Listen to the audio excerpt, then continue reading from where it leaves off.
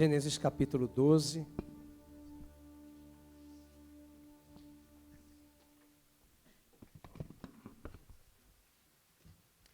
Gênesis 12, bom dia a todos, saudades dos irmãos. Nós tiramos umas semanas de férias, estivemos revendo os familiares, descansando, e muito obrigado pelas orações, pelas intercessões e pela igreja, que continua caminhando, mesmo na ausência do pastor. Outros pastores estão aqui somando conosco, e é muito bom voltar à nossa casa, rever os nossos irmãos. Estamos num congresso de jovens, na contramão. Então hoje nós vamos dar uma pausa na pregação de Marcos, estamos estudando Marcos, e vamos falar hoje sobre o primeiro homem, talvez, que foi chamado por Deus para andar na contramão. A nossa história está aqui por causa deste homem também. Ele se chama Abraão. E talvez você deve pensar, mas eu já conheço essa pregação, essa história. Mas eu não quero falar tanto de Abraão. Eu quero falar das nossas vidas, seguindo as pisadas de Abraão, o pai da fé, na contramão. Vamos ler Gênesis 12. Você lerá comigo. A versão que eu uso é a revista e atualizada. Gênesis 12, versos de 1 a 4. Ora, disse o Senhor a Abrão: sai da tua terra, da tua parentela, da casa de teu pai, e vai para a terra que te mostrarei. De ti farei uma grande nação. Te abençoarei, te engrandecerei o nome. Sê tu uma bênção. Abençoarei os que te abençoarem, e amaldiçoarei os que te amaldiçoarem. Em ti serão benditas todas as famílias da terra. Partiu, pois, Abraão, como lhe ordenara o Senhor, e Ló foi com ele. Tinha Abraão 75 anos, quando saiu de Harã. Verso 6. Atravessou Abraão a terra até Siquém, até o carvalho de Moré. E nesse tempo, os cananeus habitavam essa terra. E apareceu o Senhor a Abrão e lhe disse: darei à tua descendência esta terra. E ali edificou Abrão um altar ao Senhor que lhe aparecera. Que Deus abençoe a sua palavra. Você que está nos acompanhando em casa, que Deus fale ao seu coração, aquiete o seu coração. Esse é o momento mais importante do culto, é o momento em que a palavra de Deus é lida, proclamada e de forma expositiva. Vamos prestar atenção que o Senhor quer nos falar na contramão. Você pode sentar. Muito obrigado pela presença de cada um dos irmãos. As três únicas religiões monoteístas do planeta, as únicas religiões monoteístas, todas vieram de Abraão. A primeira religião foi o judaísmo. A segunda, o cristianismo. E a terceira, o islamismo, a partir de Ismael, filho de Abraão. Talvez depois de Cristo, que para nós é a pessoa mais importante do universo, é a pessoa que transforma as nossas vidas, porque ele é descendente legítimo de Abraão. Depois de Cristo, talvez Abraão seja o homem mais conhecido da história da humanidade, principalmente por perpassar três religiões monoteístas. A história de Abraão não pode ser estudada a partir de Gênesis 12. A história de Abraão deve ser estudada a partir do capítulo 11 de Gênesis. E os dias de Gênesis 11 são os nossos dias. A terra inteira falava uma única língua. Era uma única linguagem. A terra inteira estava com um plano sagaz e rebelde de não cumprir o plano de Deus. Deus nunca mudou de plano, Deus não tem plano B nem plano C. O plano de Deus era que os homens, homem e mulher, constituíssem família, multiplicassem, crescessem, frutificassem e povoassem a terra. Esse plano fora interrompido em Gênesis 3 pela queda. Esse plano novamente fora interrompido pelo dilúvio, quando Deus trouxe o juízo em Gênesis 6 até o capítulo 9. E é de Gênesis 9, pelos 3 filhos de Noé, Sem, Cã e Jafé, que Deus retoma o plano. E no capítulo 9 de Gênesis, após Noé ter erigido um altar e levantar a Deus, e invocar o nome de Deus, a palavra de Deus diz que desses 3 filhos, Deus pede a Noé: cresçam, frutifiquem e multipliquem e povoem a terra. Mas desde a queda, a natureza humana, ela é uma natureza rebelde. Não podemos nos iludir que todos nós, a começar de mim, nós temos essa natureza caída. E 2 marcas da natureza caída estão presentes até hoje em todos nós humanos, e é bom dizer que não é porque somos cristãos que somos melhores do que os que estão lá fora. A natureza caída tem como marca o orgulho, a soberba. Mas outro traço dessa natureza caída se chama rebeldia. É essa natureza, é essa rebeldia, esse orgulho que serão encontrados em Gênesis capítulo 11, a Torre de Babel. Com a queda da torre, com a ruptura desse plano sagaz do homem de ainda em Gênesis 11 tentar impedir o plano de Deus, Deus não mudou de plano. Ele derruba a torre, ele confunde os homens, agora em várias línguas, para não se entenderem. E desse homem Noé, de um dos filhos chamado Sem, ele vai trazer um homem Abrão para andar na contramão. Esse homem vai constituir o que hoje nós chamamos uma das menores nações do planeta Terra, chamada Israel. Mas desse homem formará uma família. Dessa família formará uma nação.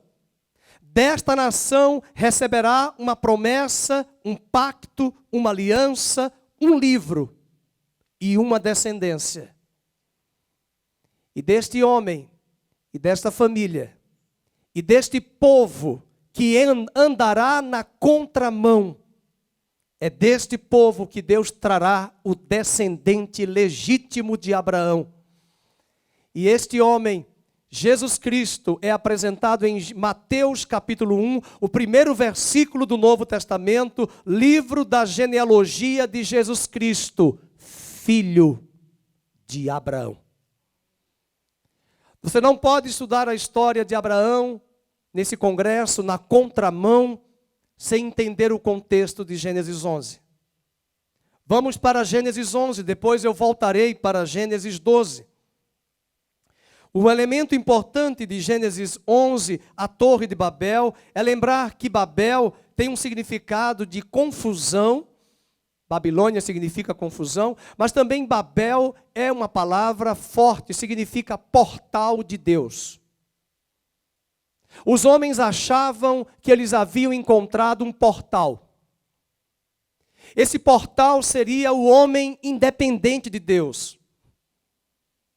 Não se iludam que eles não estavam utópicos ao ponto de acharem e pensarem que eles poderiam tocar os céus. Quando nós estudamos na 7ª série a história antiga, nós estudamos a Mesopotâmia, essa região onde tudo está ali, Tigre, Eufrates, aquela região do Egito, Mesopotâmia, o fértil crescente, ou o crescente fértil. Aquela região tinha os igurates. Eles levantavam altares e prédios, e talvez essa torre fosse um grande zigurate. Eles não eram loucos de acharem que poderiam tocar os céus. Mas o tocar os céus aqui nos chama a atenção de que eles queriam tomar as regras e as normas e as rédeas e dizerem: nós não queremos alguém que dite as regras. Nós vamos ditá-las. Nós vamos estabelecer como vamos fazer as coisas daqui para frente. Nós não vamos crescer povoando, nós vamos ficar concentrados em um único lugar. O capítulo de Gênesis, capítulo 11, nos diz que em toda a terra havia apenas uma linguagem. havia uma única maneira de falar. O coração fica quebrantado ao ler esse texto. Pensando nas crianças, nos nossos filhos, nos nossos netos e bisnetos, se Jesus não voltar na presente geração.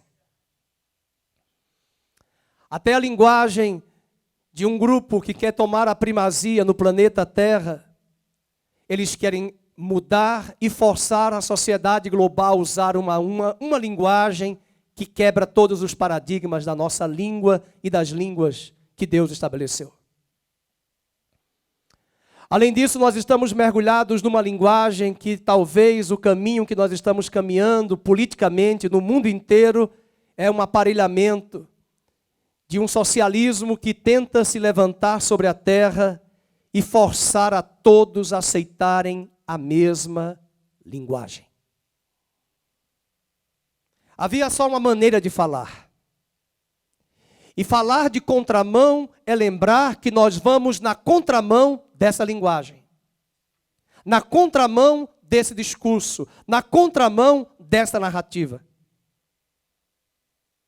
Eles partiram do Oriente. Eles disseram, vamos fazer tijolos, versículo 3, e queimá-los bem. E os tijolos serviram de pedra, betume, de argamassa.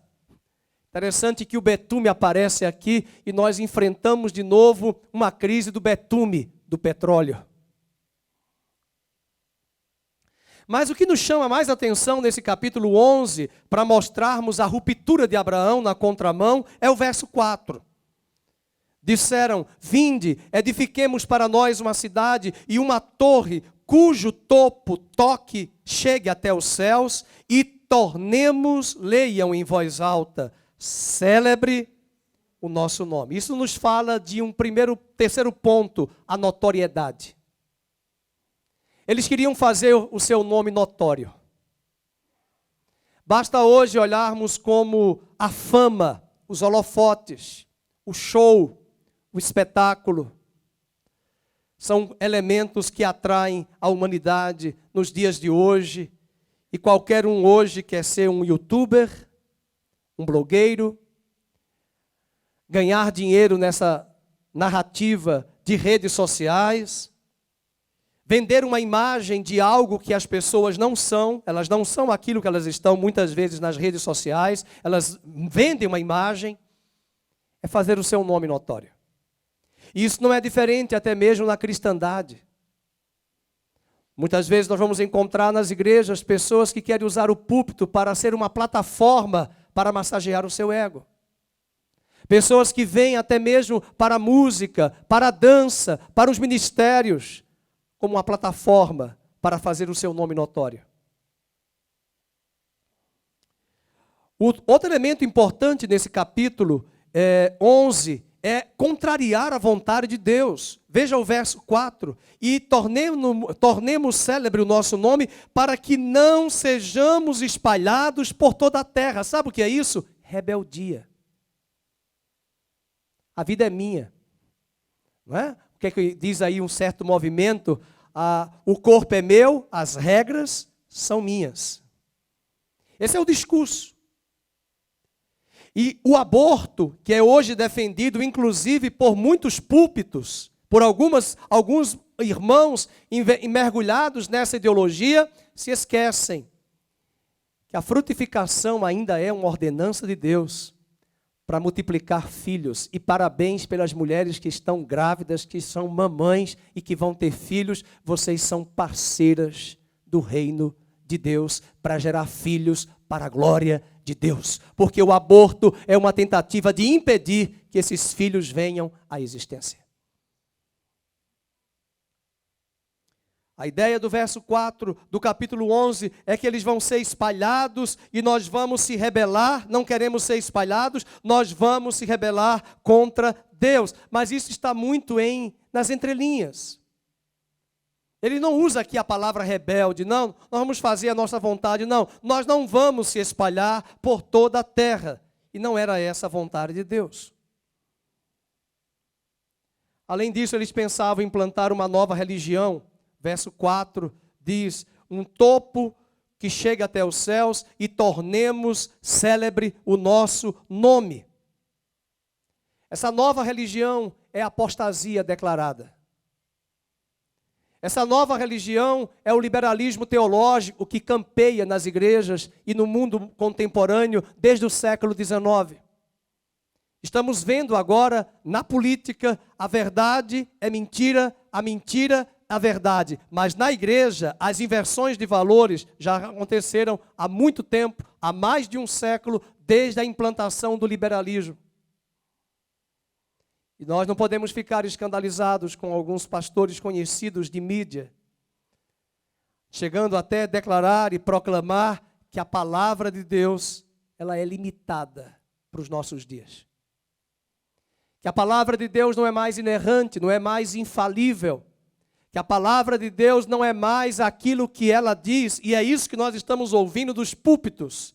E fora isso, narrativas que têm vindo para mostrar que Deus tinha razão quando João escreveu o Apocalipse, ele viu duas mulheres, uma noiva ataviada para as bodas do Cordeiro, mas ele viu também uma prostituta, a chamada Grande Babilônia, que é a cristandade apóstata, que acha que tem Deus, mas na verdade ela criou, em nome de cristianismo, uma pseudo-igreja aos olhos de Deus. E essa Babilônia já está escrita no capítulo Apocalipse 18, verso 5. O grito de Deus para nós vamos colocar na tela, Apocalipse 18, porque os seus pecados se acumularam até o céu, e Deus se lembrou dos atos iníquos que essa Babilônia praticou, e o verso 4, Deus diz para aqueles que estão em Babilônia: retirai-vos dela, povo meu, venha para a contramão.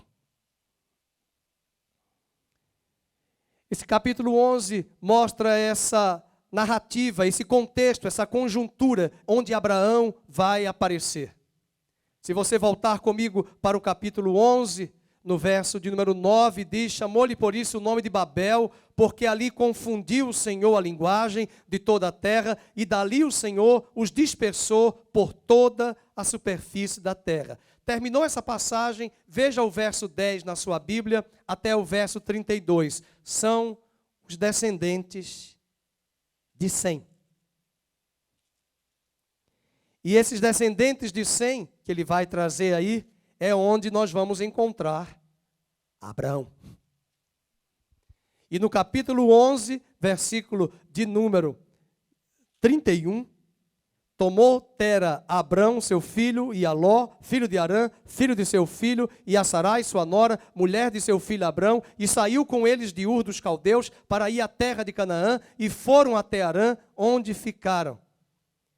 E aqui começa a narrativa de Abraão para os dias de hoje. É interessante que de Sete a Noé nós tivemos 10 gerações. E agora de Sem a Abraão também 10 gerações.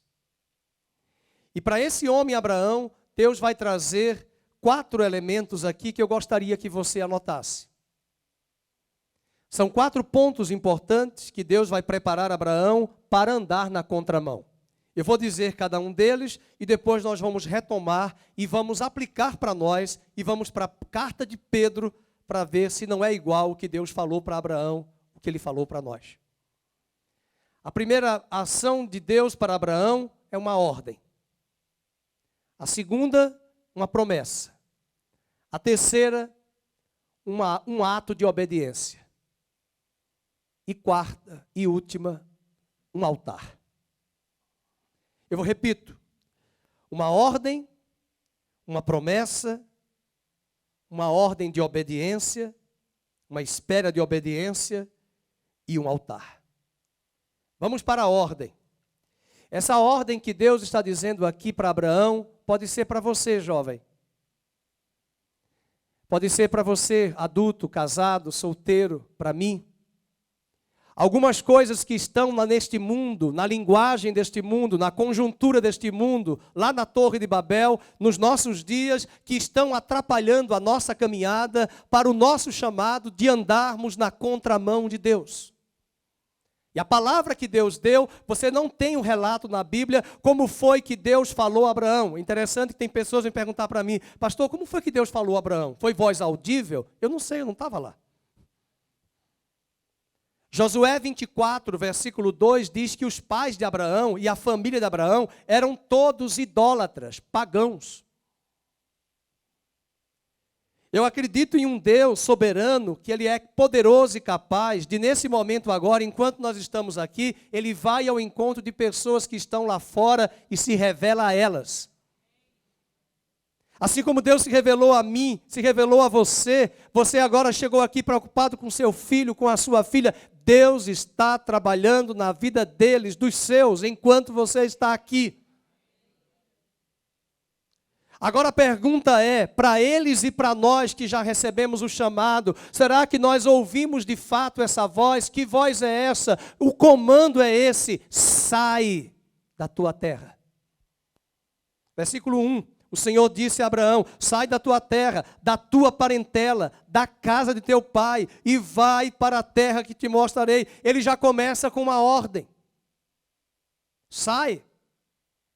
Se quisermos andar na contramão, nós temos que sair e sair de alguns lugares. Primeiro, da terra. Deus me tirou de Alagoas, eu acabei de voltar de Alagoas, da minha terra, fui lá rever a família e as praias maravilhosas que só existem em Maceió. Com muito respeito, a esposa vai ficar chateada que ela acha que é Recife. Mas, na verdade, é a minha terra, mas Deus me tirou, e eu sei que quando Deus me tirou de lá, se eu permanecesse lá naquela época, eu não estaria hoje aqui. Aqui eu encontrei os céus abertos. A terra de Maceió é uma terra maravilhosa, tem gente nos escutando agora de lá, não é nada contra a terra, mas para aquele momento eu precisava sair da terra geográfica, e muitas vezes Deus vai levar você e a mim para sairmos de posição de um lugar. Sai! Está atrapalhando a sua vida aquele trabalho, está atrapalhando a sua vida aquele emprego, está atrapalhando a sua vida aquele namoro, aquele relacionamento. Sai! Sai, esse comando não é o pastor Fernando que vai dar, porque você não vai gostar se o pastor disser isso, é Deus quem dirá, sai, mas eu tenho amigos ali, sai. Desculpe o grito que dói no tímpano às vezes, inclusive a minha voz. É preciso sair. Às vezes nós estamos esquecidos de que Hebreus capítulo 12 diz que nós devemos correr a carreira que nos está proposta, desembaraçando-nos de duas coisas, do pecado e do peso. Mas peso não é pecado. Peso é uma coisa, pecado é outra. Às vezes a família, ele diz agora, sai da tua parentela. Família é uma bênção. Hoje nós estudamos José. Deus teve que tirar José da terra de Canaã, levá-lo para o Egito e ficar mais de 15 anos sem ver os irmãos. E depois ele devolve José, inclusive os ossos de José voltam para Canaã. Tem fases da nossa vida que Deus vai nos tirar da família. Tem fase da sua vida que Deus precisa tirar, e esse tirar vai trazer cura. Eu sei que vai trazer choro, eu sei que vai trazer dores, eu sei que vai trazer tristezas e angústias. Romper não é fácil, mas a cura brotará. Muitas pessoas não estão seguindo o Evangelho, querido, servindo a Cristo como deveria servir por causa de família. Se não deixar pai, mãe, marido, mulher e filhos. Nenhum casamento é seguro para dizer que o cônjuge, o marido é salvo e a esposa e ele vai salvar a esposa. Mas não vai mesmo. Salvação é pessoal.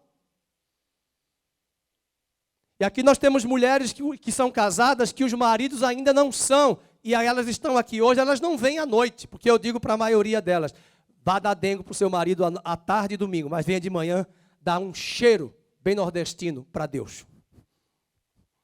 Cheiro a gente só usa lá, é um beijo. Venha adorar a Deus.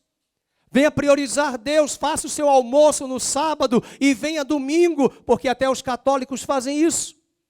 Prepara o almoço no domingo, no sábado, e no domingo de manhã está aqui, e tem maridos que não querem que a mulher venha de manhã e à noite, mas ela tem um casamento e uma aliança com Deus.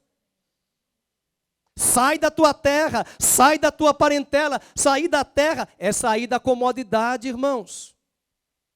Os dias que nós estamos vivendo são dias difíceis, não tem mais tempo de buscar uma zona de conforto. Nós estamos enfrentando batalhas em todas as áreas, e se ficarmos parados, vamos ser golpeados também. Sai da terra, sai da tua parentela. Versículo 1, e sai da casa de teu pai, e vai para a terra que eu te mostrarei. Imagina dizer isso numa sociedade de clã, de tribo, tribal. E quando um sai, num sistema patriarcal, sai toda a família. E ele está dizendo, sai dessa clã. Sai desse patriarcado. Eu vou fazer um novo patriarcado com você. Sai.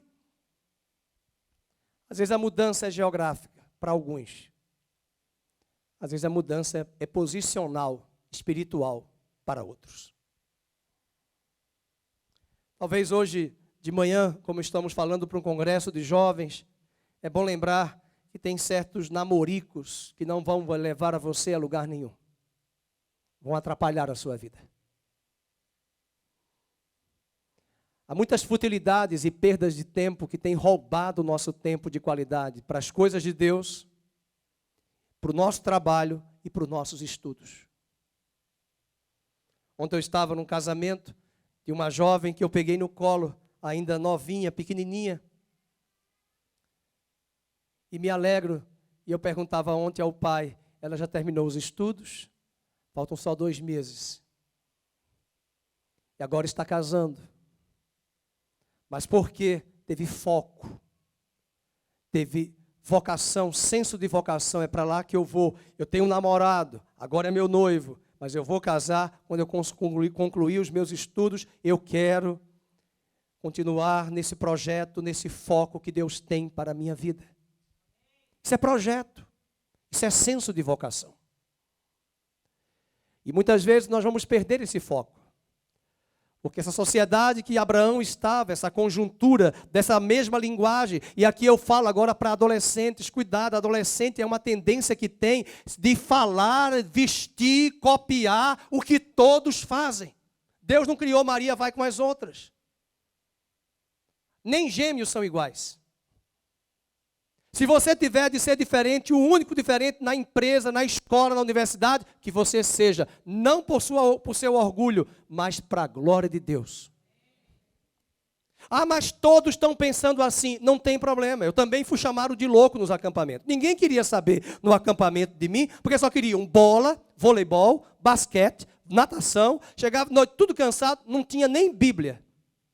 E eu não sou melhor do que ninguém, mas eu queria orar, eu queria ler a Bíblia, eu queria adorar, e quando chegava no culto, todo mundo estava cansado, desmaiado, de tanto natação, bronzeado, ainda mais no Nordeste, na praia, na piscina, tudo com sono na hora da pregação. Que acampamento é esse? E eu não sou melhor do que ninguém, e muitos daqueles jovens que estavam no acampamento, para minha tristeza, estão desviados da igreja há décadas. Então isso mostra que muitas vezes nós podemos estar até na igreja, inseridos numa comunidade e querendo andar nessa contramão, mas nós vamos ter pessoas que vão dizer, não, isso é muito fanatismo. E Deus continua dizendo, sai da tua terra, sai da tua parentela, sai da terra de teu pai. Abraão tinha 75 anos quando Deus o chamou. Ele morreu com 175 anos. 100 anos vivendo para a glória de Deus. Hoje de manhã eu quero dizer a você que andemos na contramão, que nossa vida seja para a glória dele. Dar a ele os talentos, os dons, o vigor da nossa juventude. Como é bom dedicar. Eu ainda me considero novo, não estou tão velho, também não sou jovem. mas eu quero continuar dando o meu melhor para Deus. Aproveito esse tempo de descanso, de férias, mas eu entendo que domingo não é dia de churrasco, não é dia de família. Churrasco, domingo é dia do Senhor. Eu quase que dizia que churrasco é dia do Senhor. Domingo é o dia do Senhor. E não é só domingo o dia do Senhor, é todos os dias é para o Senhor. É o dia do Senhor, esse é o dia que o Senhor fez. Eu viverei para a glória do Senhor. Não posso me dar ao luxo, ao papel de, eu preciso descansar, eu quero lazer. E essa é uma outra linguagem da sociedade contemporânea. Eu quero lazer. Eu quero só isso, eu quero prazer, eu quero me divertir, eu quero prazer. Isso tem nome na filosofia, isso é hedonismo.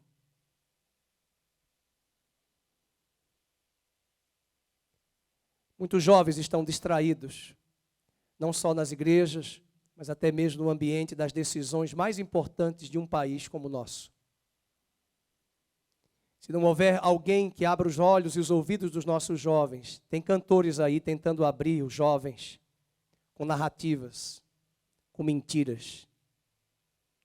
E se nós vivemos como os romanos viviam, comamos e bebamos que amanhã morreremos, Herodes, o imperador, continuará dando a estas pessoas pão e circo para entretê-las e impedi-las que elas discernam que elas podem tomar decisões e mudar os rumos de uma nação como a nossa. Que Deus traga discernimento a todos nós. Essa foi a ordem. Vamos agora para a promessa. Promessa de que Deus faria deles uma grande nação, dele uma grande nação. Veja o verso 2. O verso número 2. De ti farei uma grande nação, te abençoarei. 5 vezes nesse capítulo 12 ele vai falar de bênção. 5 vezes. O verso de número 3, abençoarei os que te abençoarem. E ele começa a trazer promessas, versículo 7, darei à tua descendência esta terra, a terra física que até hoje está em Israel. E além disso, falou que traria um descendente. Versículo de número 3, em ti serão benditas todas as famílias da terra. Esta foi a promessa. Quando nós olhamos para Gálatas, capítulo de número 4, Paulo vai nos dizer que Deus enviou Jesus na plenitude dos tempos. E se pegarmos agora Gálatas 3, versículo de número 15, vamos ler Gálatas 3,15, quando Deus chamou Abraão e prometeu a Abraão, ele disse que traria de Abraão um descendente. Verso 16, pode colocar aí o 16 e o 17. As promessas foram feitas a Abraão e ao seu descendente. Não diz aos descendentes como se falando de muitos, porém como de um só, e ao teu descendente. Quem é o descendente de Abraão? Você não pode responder que é Isaac. Para Abraão, para você e para mim é Isaac. Mas quando Deus disse, eu vou dar um descendente, ele quis dizer, é Jesus. Só que para ele vir, ele vai vir de Isaac, do teu filho, que vai formar uma grande nação. Então foi a promessa. Sabe o que isso nos implica?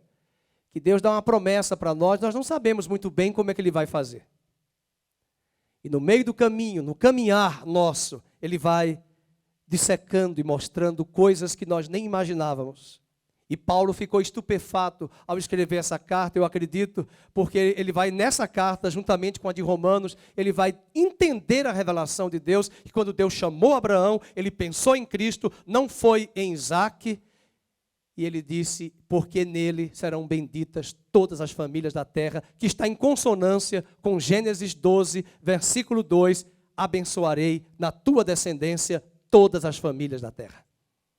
Então ele fala de uma ordem, ele fala de uma promessa. Nessa promessa ele diz também, sê tu uma bênção. Verso 2, olha aí para a pessoa, não vou mandar você repetir, mas olha para ela, porque o olhar fala mais do que a boca. Você é uma bênção. Não precisa dizer. Mas tem que ser bênção mesmo. Para sermos uma bênção, nós temos que sair. Vou falar rapidamente, sabe por que eu estou aqui? Porque um dia a pastora Vânia chegou, vou só mostrar como é o mover de Deus. Vocês vão até, nunca pensaram sobre isso. Eu só estou aqui porque a pastora Vânia veio de Maceió para Campinas, Quando eu estava jovem, com 18 anos, uma pessoa da família dela entregou um molho de chaves. Durante um ano, ela não conseguiu alugar nada em Maceió.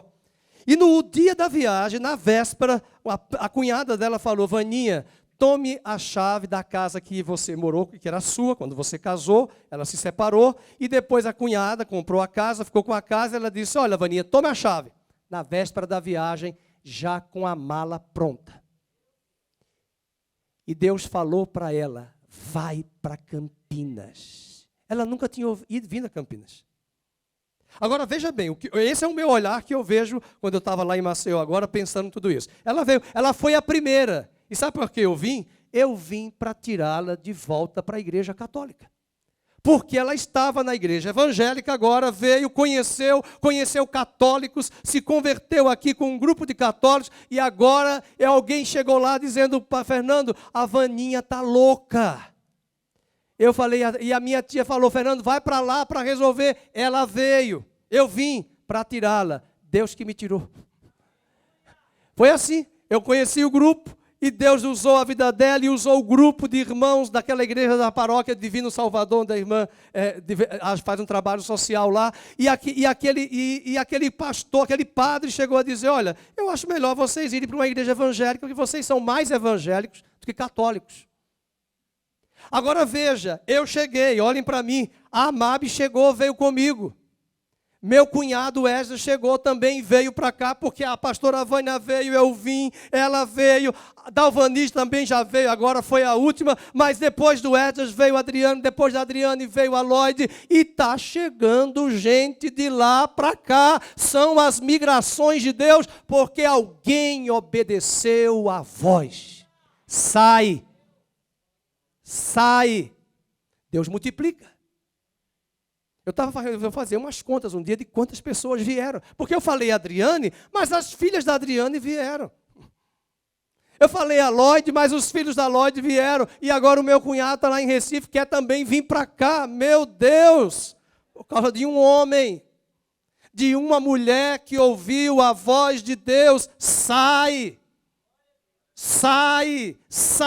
Nós achamos que quando nós saímos nós vamos perder, mas na ótica de Deus Ele vai multiplicar e você vai ganhar centuplicadamente no reino dos céus. Sai! Nós não queremos, como vocês cantaram aqui a música que eu achei maravilhosa, nós não queremos as coisas daqui, mas queremos, porque elas nos dão uma segurança para nós, humanamente falando.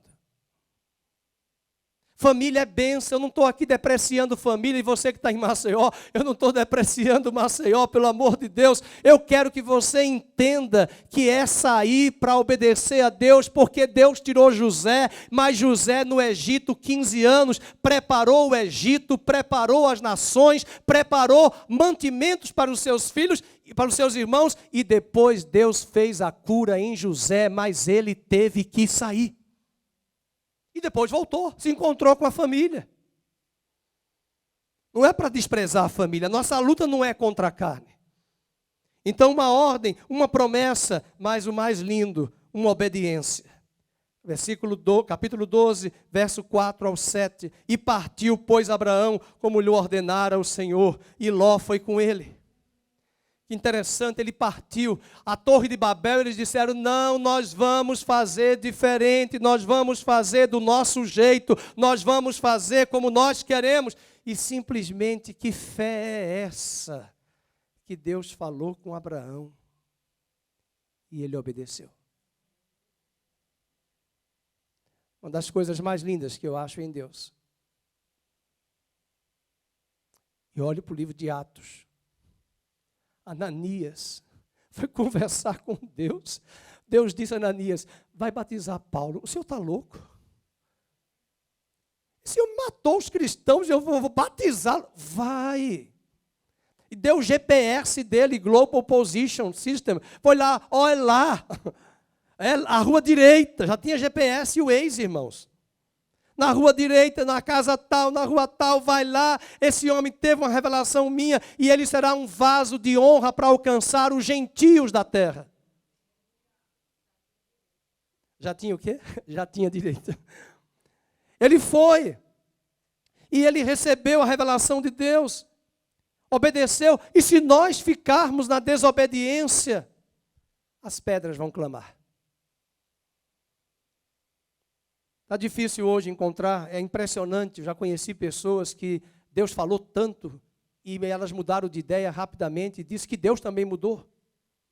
Eu conheci uma pessoa que, Deus me disse que é você que é a minha noiva, aí comprou uma geladeira, aí acabou o noivado com essa, agora é outra, e tomou a geladeira, e Deus me disse que agora é você, aí comprou o fogão, então já tem a geladeira e o fogão, a geladeira da outra e o fogão da outra, porque Deus me disse que é você, aí não deu certo, acabou o namoro, o noivado, mas Deus me disse que é você, aí com essa foi a cama, o quarto, então já tem a geladeira com aquela, o fogão com essa e o quarto, e Deus foi dizendo, Deus não falou nada disso. Que Deus é esse? Que Deus disse, Deus me disse, eu já vi pessoas que disseram a mim, Deus me disse para ficar aqui, ficou uma semana, não está mais. Não existe essa de Deus dizer para você que você vai ficar numa igreja durante um ano, 3 igrejas, não é isso, você está ouvindo a voz errada. Deus não faz isso, seja maduro, eu vou visitar aquela igreja, eu vou ouvir de púlpito o que é que esse pastor prega durante um ano, e se for a vontade de Deus, Ele vai me dizer onde eu vou ficar. A partir do púlpito. Eu vou, Deus me disse. Deus não disse, são emoções, como dizia o Roberto Carlos, são tantas emoções, mas que não são inspiradas por Deus. É uma obediência, queridos. Não é obediência cega. Eu rejeito a obediência cega, isso é fanatismo. Eu nunca tive dificuldade, eu não sou melhor do que ninguém. Graças a Deus pelos meus anos de catolicismo. Domingo é para ver Deus mesmo, é o dia dele, é a casa dele que eu vou, eu tenho um compromisso com Deus. E Deus não está preso domingo, na segunda também é dele, a terça é dele, a quarta é dele, a quinta é dele, a sexta é dele e o sábado é dele. Mas domingo eu tenho que estar, porque eu tenho que congregar. E aqui eu vou fazer a propaganda, porque em nome de Jesus essa pandemia vai terminar. Vamos almoçar juntos domingo que vem. Vamos desenvolver comunhão. Irmãos, tem gente nova chegando na igreja, a gente precisa conhecer os irmãos. Venha para a feijoada. Ai, pastor, eu não gosto de feijoada. Eu também não sou muito fã, mas vai ser light. Vai ter rabo rabo de cachorro, rabo de porco, nem pé de porco, nem umbigo de porco. Mas não, eu fui lá no mercado um dia desse, lá na minha terra, lá em São Miguel, lembrei até da Roberta, quantas tripas de porco, cabeça de porco, eu não quero não. Isso aqui. Não vai ter isso na feijoada, mas a feijoada é para ter comunhão. Você mora tão perto da igreja e tem pessoas que vêm de São Paulo, capital, domingo congregar aqui. Tem gente que vem de Jundiaí, tem gente que vem de Vinhedo, tem gente que vem de Hortolândia, de Sumaré, de Montemó e de Elias Fausto. Para quê? E a gente não conhece. E a pandemia nos distanciou mais ainda. E as máscaras a gente nem sabe mais quem é. Vamos voltar à comunhão, irmãos. Domingo é para isso. É a ordem. Veja que quando Deus prometeu a Abraão, Ele falou de uma cidade, uma obediência. Então vamos obedecer. E o último tópico que Ele deu, um altar. O capítulo 12 de Gênesis, verso 7, diz assim: apareceu o Senhor a Abraão e lhe disse, darei à tua descendência esta terra. E ali edificou o quê? Um altar ao Senhor. Eu quero aplicar essas 4 expressões, uma ordem, que é um chamado, uma promessa, uma obediência e um altar, a partir da carta de Pedro. Abra sua Bíblia em 1 de Pedro e vamos comigo para o capítulo 1, que a Patrícia leu-nos agora de manhã, na abertura do culto. Se para Abraão ele disse, sai da tua terra, sai da tua parentela, e vai para uma terra que eu vou te mostrar. O capítulo 1 de 1 de Pedro, também nós fomos chamados. Pedro vai nos dizer que nós somos forasteiros, peregrinos, que nós estamos andando na contramão. O versículo 1 diz, Pedro, apóstolo de Jesus Cristo, aos eleitos, pode colocar na sua Bíblia, aos chamados, que são forasteiros. E ele traz o nome das regiões da época: dispersão, no Ponto, na Galácia, na Capadócia, na Turquia, na Ásia, na Bitínia. E ele repete de novo a palavra eleitos. Deus continua chamando até hoje, dizendo a todos estes eleitos: sai. Você vai sair para uma terra que você nem sabe onde é. Eu não vou citar nomes, mas nós temos pessoas aqui que perderam o emprego recente. Então eu falo para as pessoas: você está de férias. Prêmio, licença prêmio. Já já a porta vai se abrir. Veja com a ótica de Deus.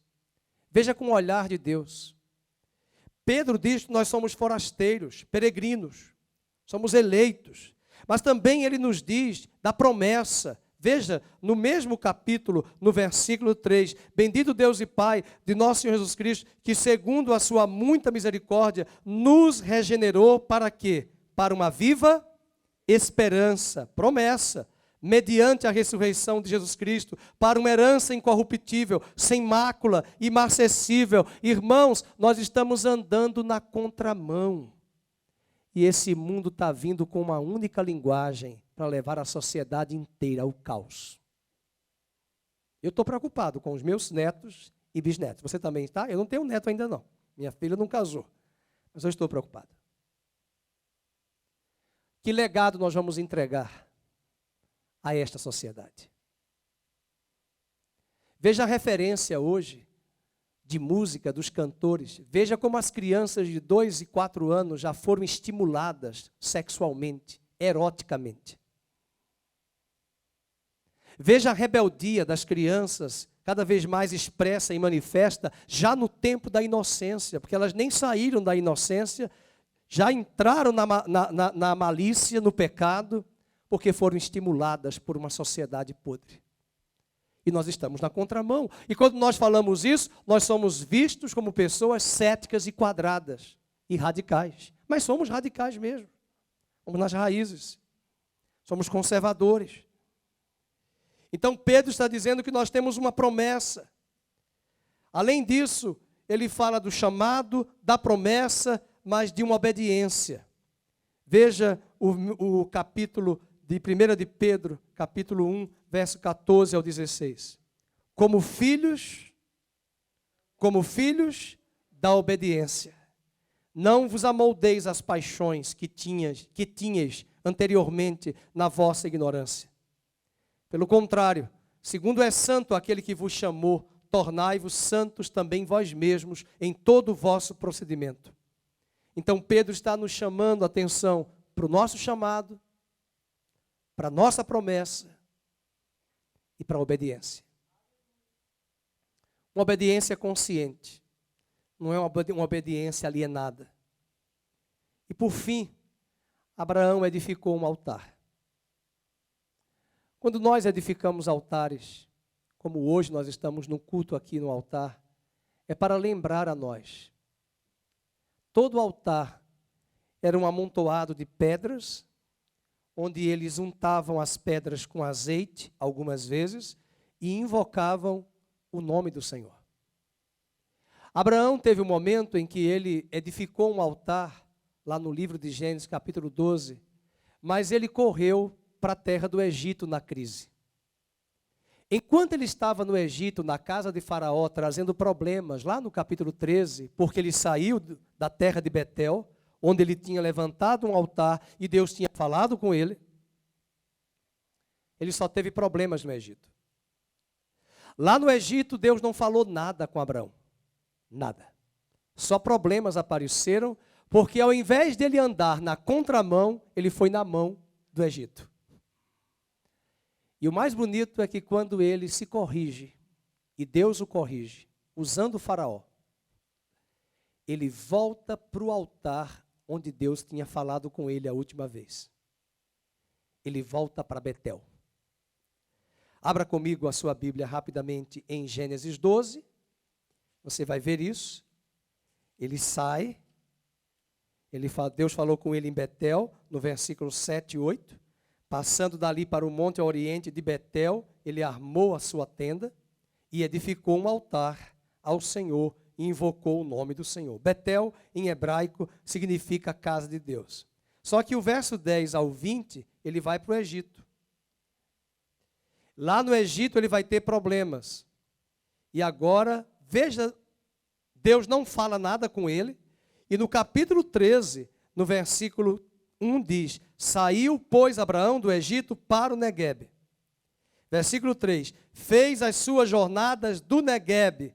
Agora leio em voz alta. Até Betel, até ao lugar, leiam, onde primeiro estivera a sua tenda entre Betel e Ai. E agora, até ao lugar do altar que ele tinha feito. Abraão entendeu, eu estava na contramão e voltei para a mão. E está dando tudo errado. Ops, eu preciso voltar para a contramão. Eu tenho que voltar na contramão para o mesmo lugar que Deus tinha falado comigo. Betel. E Betel é uma palavra muito importante para nós nesse domingo de manhã. Betel significa casa de Deus. E é nesse altar que eu quero trazer o último ponto de Hebreus 13:10. Nós vamos colocar na tela. Nós temos um altar, Hebreus 13:10. Nós possuímos um altar, do qual não tem direito de comer os que ministram no tabernáculo. Porque o altar do Velho Testamento era um lugar muito pertinente somente aos sacerdotes. Eu não poderia oferecer altar se eu não estar no altar se eu não fosse sacerdote. Mas o autor de Hebreus diz, numa figura de linguagem, que assim como Abraão erigia altares, e a cada vez que ele levantava altares, eu acredito, Deus lembrava a ele, você tem uma cidade permanente, celestial, a Nova Jerusalém. Seu lugar não é aqui. Você é peregrino. Você é forasteiro. O altar é um lugar de memória. Na igreja metodista e de teologia arminiana, como a igreja do Nazareno e outras igrejas no mundo inteiro, eles fizeram, a partir do John Wesley, chamar esse lugar de plataforma de altar. Algumas igrejas históricas não aceitam chamar esse lugar de altar. Alguns chamam de plataforma. Para não misturar o conceito de altar. Mas o altar que John Wesley queria resgatar é o lugar para derramar o nosso coração. O altar, ele é muito importante para nós. Será um memorial para sempre lembrar a você e a mim que nós somos peregrinos, forasteiros, que temos uma promessa e uma cidade permanente. Que nós só estamos aqui de passagem. E que esse lugar permanente é a cidade nova, Jerusalém, o lugar dos eleitos, onde um dia estaremos, onde o autor de Hebreus diz, da qual Deus é o arquiteto e o criador. E eu finalizo com essa expressão de Cantares 4:6. Nós precisamos trazer em memória o altar. Antes que refresque o dia e fujam as sombras, irei ao monte da mirra e ao outeiro do incenso. É no altar como hoje nós podemos levantar um altar de adoração ao Senhor para retrazer a nossa memória que nós precisamos continuar na contramão, andando como o pai da fé, abraçando a ordem, o chamado, abraçando a promessa, que seremos uma bênção, abraçando também a nossa ação de obediência e a cada domingo, ou até nas nossas casas diariamente, ao levantarmos o altar como Abraão erigiu, eles serão pilares luminosos para sempre nos lembrar, seu lugar não é aqui. Eu pergunto hoje de manhã, o que está impedindo você e eu de andarmos na contramão. Gênesis 11 é o lugar da mão. E parece que eles só querem uma mão, unilateral. Mas Gênesis 12 é o lugar em que Deus nos chama para a contramão. E o reino de Deus continua sendo tomado à força. E Jesus disse que desde os dias de João Batista, são os que se esforçam, que se apoderam do reino de Deus. Um dos grandes obstáculos é ouvir essa voz e sair daquele lugar que está atrapalhando a nossa vida. Com essa mensagem eu diria, pode ser um namoro, pode ser uma pessoa com quem você convive que está atrapalhando a sua vida, que está mudando o seu jeito de falar, o seu jeito de pensar. Pode ser influência ideológica, narrativas que está atrapalhando. Não venha me dizer, e eu não posso dizer nem para mim mesmo, eu vou seguir o meu coração. Jeremias diz que o meu coração é corrupto, e o seu também. Portanto, cuidado com a voz. Mas não se esqueça que para andar na contramão, Abraão teve que acatar a ordem, teve que obedecer aquela ordem, recebeu uma promessa e continuou levantando altares. Esse mundo tem estimulado muitos de nós, de muitos jovens e adolescentes, com muitas distrações,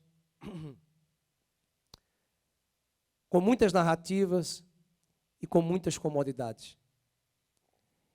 E Deus continua sendo o mesmo, ontem, hoje e eternamente, dizendo, sai. O sair para mim foi de Maceió.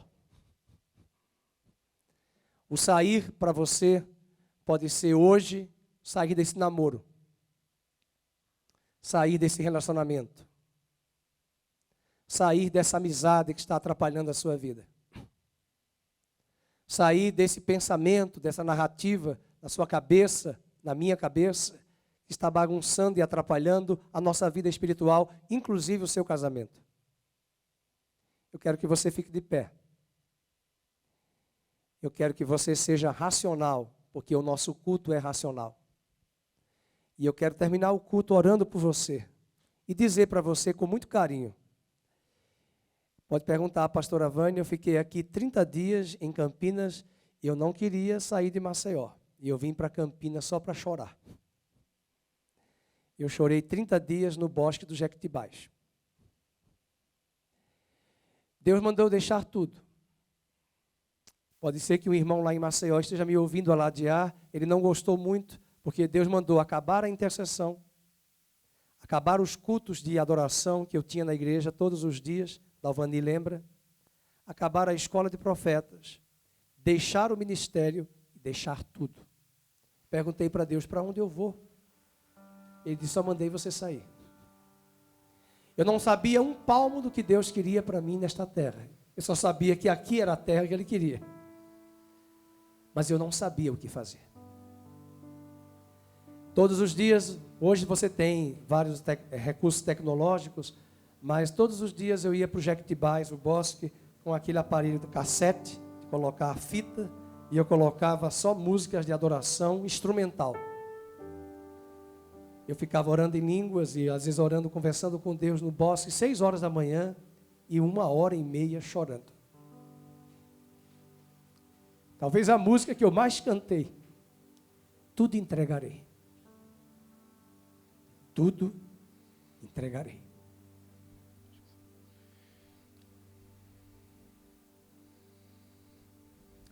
Eu mudei até a letra. Eu disse para Deus, ainda não te entreguei. Porque é tão fácil dizer, tudo entregarei. O meu coração estava preso em Maceió.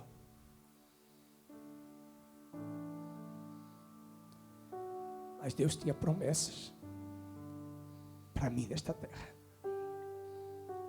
Talvez eu não estaria aqui, e você também não estaria aqui conosco, sobre o nosso pastorado. E eu posso lembrar também da tristeza que a pastora Vânia enfrentou um ano. Nada deu certo. Na véspera da viagem, o inimigo faz isso, né? Coloca o banquete na sua mão. Para dizer para ela, fique. E eu fico pensando, se ela não tivesse saído, eu não teria saído. A minha tia que me criou, morreu. E eu até percebi que Deus preparou ela, porque se eu tivesse me convertido, e a pastora Vânia tivesse me tirado, ia ser uma briga de foice. Porque ela não queria que jamais eu saísse do romanismo. Só estou dando esse testemunho da minha vida. Estou olhando para a Denise, que Deus também tirou. Veio a Mariane, veio a Denise. E Deus vai tirando. Mas, quem sabe hoje Deus está pedindo para encerrar esse culto, dizendo, eu vou fazer coisas novas na sua vida. Mas eu preciso de uma disposição da sua parte. Eu queria orar por você. Eu sinto a compaixão de Deus pela sua vida.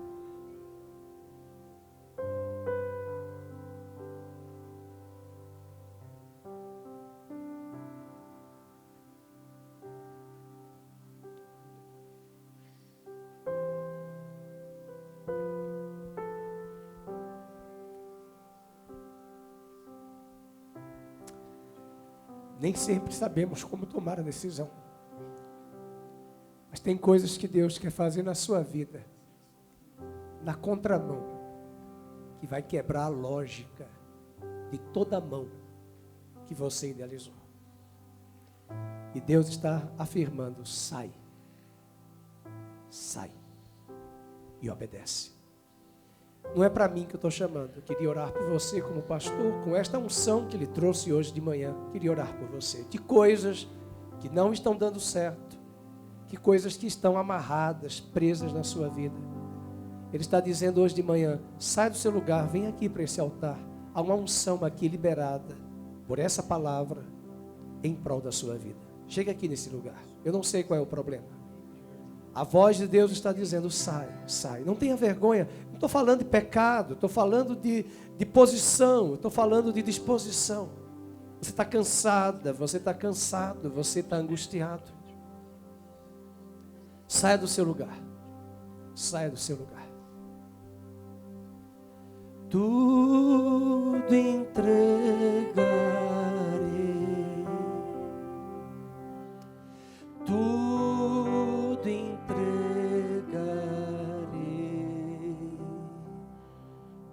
Sim, por ti, Jesus bendito, tudo deixarei.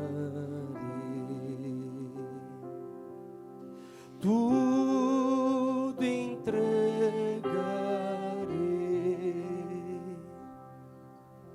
Tudo entregar, ó Senhor. Sim, por ti, Jesus bendito, tudo entregarei. Vamos cantar a primeira estrofe. Tudo a Cristo, a ti entrego, tudo sim por ti darei, resoluto, mas submisso, sempre, sempre seguirei. Tudo entregarei, tudo entregarei.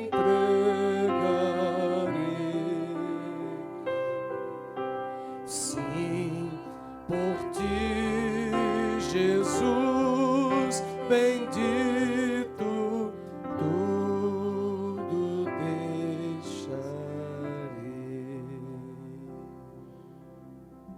Senhor, nós queremos te pedir perdão pela nossa teimosia, pela nossa rebeldia. Queremos te pedir perdão por seguir o nosso próprio coração, que é tão corrupto, por abraçarmos uma narrativa tão enganosa de nós mesmos, dizendo: eu sigo o meu coração, mas o meu coração é mau, é enganoso, é corrupto. Quero te pedir perdão com os meus irmãos pelo engano da minha mente, pelo engano da minha alma, pela rebeldia e pela comodidade em seguir o meu próprio caminho. Quero te pedir perdão por andar na mão que o mundo anda, não sendo sal da terra, não sendo luz do mundo, porque eu desisti de andar na contramão. Hoje de manhã nós queremos levantar um altar aqui, tal qual Abraão levantou um altar de incenso, de adoração, um altar de louvor, e de forma racional. Nós não queremos explorar as emoções nesse momento, pelo contrário, nós queremos que seja algo racional. Reconhecemos várias áreas da nossa vida que precisam mudar. Reconhecemos amarras, prisões, dificuldades. Reconhecemos às vezes até confusão que o inimigo coloca na nossa mente para nos distrair e até confundir a nossa mente de onde nós estamos e para onde vamos. Por isso, nessa manhã, quebra com o teu poder e a unção sobre cada vida aqui presente o véu, remove o véu e traz a disposição e encontra o que o Senhor encontrou em Abraão: a obediência a ti. Nós não queremos repetir o que as pessoas fazem, nós não queremos colar o que elas fazem, fazendo uma mesmice. Nós queremos ser nós mesmos. Nós queremos ser autênticos, nós não queremos viver de máscaras, de aparência. Nós não queremos estar prestando contas ali a pessoas que vão nos questionar e perguntar: mas por quê? Mas por quê? Por quê? Porque Deus falou e eu vou obedecer a tua voz. Ó Deus, talvez esse jovem que precisa deixar esse namoro, esse relacionamento que está atrapalhando, talvez esse emprego que está atrapalhando essa pessoa, ou talvez esse apego a estas coisas e até mesmo a domingos, a dias que nós postergamos de estar na tua casa. Que o Senhor encontre em nós essa disposição. Oro em especial por pessoas que estão aqui se sentindo oprimidas, abatidas, angustiadas, até com medo, Senhor, com pânico, com angústias. Algumas até com medo de seguir a tua voz, a tua vontade, achando que o Senhor é um Deus carrasco. O Senhor não é. O Senhor nos mostrou hoje que a vida de Abraão foi uma jornada gloriosa. Por isso, fortalece este homem, fortalece esta mulher, que a tua compaixão nesta manhã venha sobre cada um aqui presente, dizendo: não temas, eu te fortaleço. Eu te sustento pela minha mão direita, diz o Senhor. Eu te conduzo aos pastos verdejantes. Hoje este altar que você erige, levanta ao meu nome, será um altar de memória na sua vida. Seja hoje a diferença, Senhor. Venha fortalecer, venha nos surpreender nesse segundo semestre. Hoje é o último dia do mês de julho e amanhã começa agosto. Que seja a teu gosto, que seja a gosto do Senhor, para que vejamos coisas extraordinárias acontecerem a partir da nossa disposição de te obedecer, a partir do nosso coração querendo te agradar, fazer a tua vontade, porque o Senhor diz que tu és um Deus que tem ciúmes de nós. Tem ciúmes. O Senhor tinha ciúmes de Abraão. E eu te agradeço pela oportunidade de estar aqui hoje. Olhando para trás, o Senhor nos tirou e me trouxe para esta terra tão linda e abençoada que é Campinas. Fortalece os casados, os solteiros. Fortalece as empresas dos teus servos, o trabalho dos teus servos. E abre portas sobrenaturais mediante este pacto e esta aliança que reforçamos aqui hoje de manhã contigo. somos teus. Queremos ser mais obedientes e submissos a ti. E que o Senhor nos ajude, que o Senhor te abençoe e te guarde. E que o Senhor faça resplandecer o seu rosto sobre ti. E que o Senhor sobre ti levante a luz do seu rosto, te dê a paz. Que o Senhor dissipe agora os medos, os traumas, as mágoas, os ressentimentos. Estas coisas fiquem para a cruz do Calvário. O Senhor restaure a sorte deste meu irmão, desta minha irmã. E que o Senhor sobre ti levante a luz do seu rosto e te dê shalom, a paz. E de repente a cura brotará. E de repente a porta abrir-se-á. E de repente algo novo será descortinado diante dos nossos olhos. Que o Senhor seja louvado, adorado. E que como Abraão foi chamado teu amigo, que nós possamos também ser chamados nos céus de teus amigos aqui nesta terra. No nome de Jesus oramos agradecidos. Amém e amém.